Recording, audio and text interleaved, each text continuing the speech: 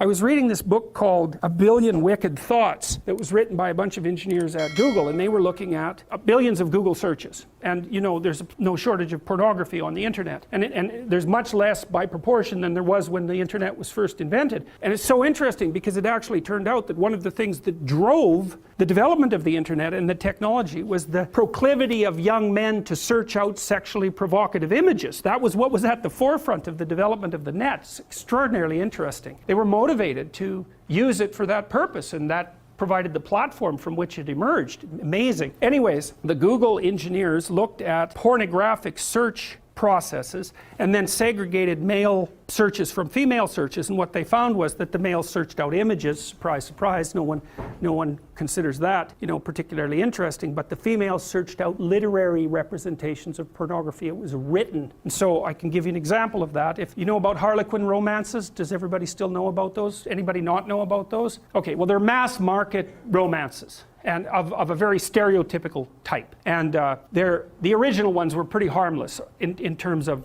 no violence and no real sexual contact. But that was 40 years ago, and they've differentiated tremendously, and now there's hardcore Harlequin romances, and with particularly garish covers, and then there's the old, you know, more tame, basic, sexless and aggressionless romances where everything is implied and not explicit, but the explicit ones exist. So they did a plot analysis of the typical pornographic female fantasy. Well, and it's so comical because engineers did this, and social scientists would never do this because they'd be probably too concerned about the ethics of it or some damn thing.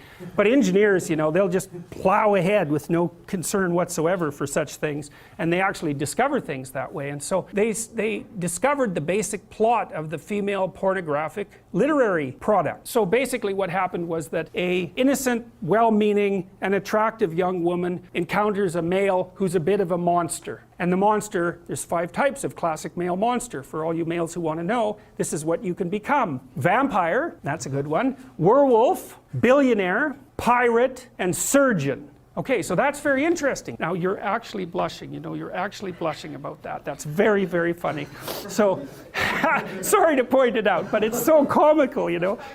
I know, it's so funny. I was reading this, it was just cracking me up. I thought, oh my God, really? Pirate, vampire? Oh, that explains it. What about all these damn vampire shows, right? They're so popular online, they're so popular on Netflix. Oh yes, and then there's the werewolf. There's nothing sexier than a werewolf, apparently. But I mean, so there's predatory dominance that's implicit in that, right? With the billionaire, it's more abstract, but clearly that's an indication of very high success in the male dominance hierarchy. So, but there's this desire for aggression that's in that, a real aggression, right? And it's not surprising to me at all. It makes perfect sense. But the basic plot is that the woman encounters this mysterious and aggressive male and tames him. That's the female hero myth, as far as I can tell. It's Beauty and the Beast. And so it's because, well, there's no fun in taming someone who's already tame. And what makes you think you really want someone who's tame anyways? There's no interest in that. Plus, when chaos manifests itself, what makes you think that someone tame is going to be good for anything? And it's a real question. And so that aggression is absolutely vital. It's absolutely necessary.